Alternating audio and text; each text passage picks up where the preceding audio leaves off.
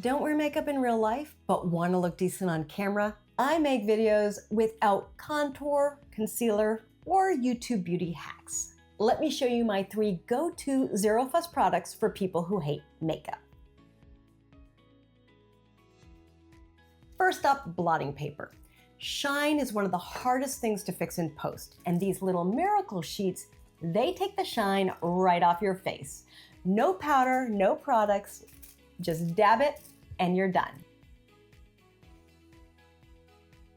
Number 2, powder.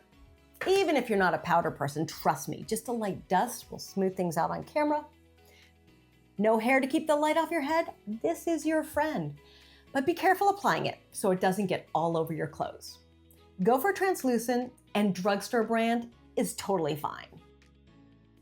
My mascara hack. I hate eyeliner.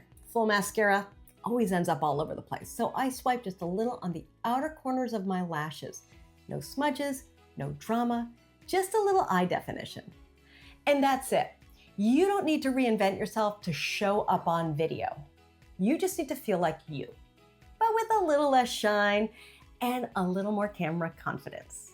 Want more video tips? Hit connect or join my newsletter. I've got lots more where this came from.